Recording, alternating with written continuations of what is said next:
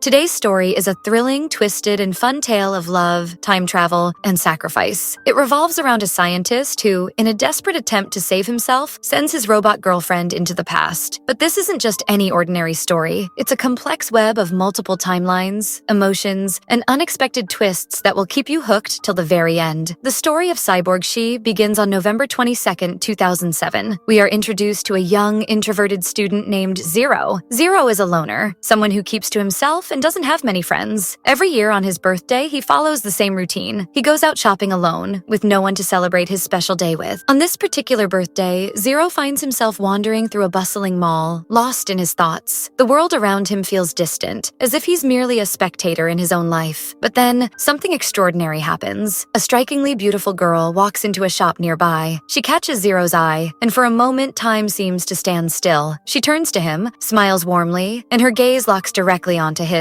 Zero, who is used to being invisible, feels a rush of excitement. His heart skips a beat, and without thinking, he smiles back. There's something about her, something magnetic, almost otherworldly. Little does Zero know, this encounter is just the beginning of a journey that will transcend time, challenge his understanding of love, and change his life forever. We then see that the girl enters the ladies' department, steals a dress, wears it, and escapes without getting noticed by security. Her actions are swift and calculated, as if she's done this before. She slips into the dress effortlessly and blends into the crowd, leaving no trace of her theft. As Zero finishes his shopping and is about to leave, the girl follows him. In her haste, she accidentally bumps into a pole and falls down. Zero, noticing her, feels a mix of curiosity and concern but doesn't approach her. Later, Zero arrives at a restaurant to celebrate his birthday dinner alone. Just as he settles in, the same girl suddenly appears and sits right next to him. Without hesitation, she quickly orders several dishes, as if she's been waiting for this moment. Meanwhile, a group of students at another table is celebrating their friend's birthday, laughing and enjoying themselves. Seeing this, the girl turns to Zero and says, "Today is my birthday. I didn't want to celebrate alone, so I sat with you." Zero, taken aback, responds, "What are you saying? Today is my birthday too." Both of them are stunned by the coincidence and immediately wish each other a happy birthday. They start eating, but it's clear that the girl has an enormous appetite. She finishes all her dishes one by one, leaving Zero both amused and slightly bewildered. When the waiter brings the bill, it turns out to be quite expensive. The girl, however, remains calm and tells Zero, "You don't need to worry about the bill. I'll go pay for it. You wait for me outside." Zero, trusting her, steps outside and waits. But after a while, the girl comes running out of the restaurant. She didn't pay the bill. Realizing what's happened, Zero has no choice but to run with her, setting off a chaotic and thrilling escape that will change his life forever. The two dash through the bustling streets, their hearts pounding as they try to outpace the chaos they've left behind. While running, they reach a lively market. Without missing a beat, the girl grabs 2 apples from a stall and tosses one to Zero. They continue walking, casually eating the apples, as if they hadn't just caused a scene at the restaurant. But their calm doesn't last long. Suddenly, the restaurant waiter spots them and shouts for the police. Panicked, Zero and the girl break into a sprint again, weaving through the crowded streets. In their desperation, they duck into a theater where a grand play is underway. Inside, they quickly sneak backstage, where costumes and props are scattered everywhere. Without hesitation, they grab costumes and blend in with the actors. The police, hot on their trail, burst into the theater but mistake the actors for the culprits. Chaos erupts as the police chase the wrong people, giving Zero and the girl a chance to slip away unnoticed. Later, the girl accompanies Zero to his apartment. As they sit together, she shares a cryptic story. "A boy once kissed me here," she says, her voice tinged with sadness. "But then he left me, saying that I eat too much and that I'm crazy." Zero assumes she's talking about the previous tenant who lived in the apartment before him, but her words linger in his mind, leaving him puzzled. After some time, they step out for a walk. The mood shifts as the girl turns to Zero and says, "Close your eyes. It's time for me to leave." Reluctantly, Zero obeys. She hands him a keychain as a parting gift, a small token of their brief but unforgettable time together. In return, Zero gives her a gift of his own, though he can't shake the feeling that something is off. Just before she disappears, the girl drops a bombshell. "Actually, I came from the future, from a world 100 years ahead of today." And with those words, she vanishes into thin air, leaving Zero stunned and heartbroken. A year passes, and Zero can't stop thinking about her. On his 21st birthday, he returns to the same restaurant, hoping to relive the memories of that fateful day. But as he sits there, lost in thought, the world outside is suddenly rocked by a massive explosion. From the chaos emerges a robotic girl, someone who looks exactly like the girl he met a year ago. She's sleek, powerful, and unlike anything Zero has ever seen. Before he can process what's happening, 3 thugs appear, threatening the robotic girl, but she doesn't flinch. With lightning-fast reflexes and incredible strength, she takes them down effortlessly. It's clear that she's no ordinary girl. She's a highly advanced cyborg. The cyborg girl then enters a nearby shop to change her appearance. When the shopkeeper tries to stop her, she simply stuns him with an electric shock from her eyes, showcasing her extraordinary abilities. She's on a mission, and nothing or no one can stand in her way. After that, the cyborg girl picks up a cake and heads to the restaurant. Zero is completely shocked and overjoyed to see her. She walks in with a smile, holding the cake, and begins singing a happy birthday song for him. The moment feels surreal to Zero, as if a dream has come to life. Just as Zero is about to cut the cake, the girl playfully shoves his face directly into it. Laughter fills the air, and for a moment, everything seems perfect. But the joy is short-lived. Suddenly, chaos erupts as a man enters the restaurant with a gun, firing wildly. Panic spreads as people scream and dive for cover. In the midst of the chaos, a bullet heads straight toward Zero. Time seems to slow down as the cyborg girl reacts with lightning speed. She pushes Zero's head down, saving him just in the nick of time. The gunman, now enraged, grabs a gasoline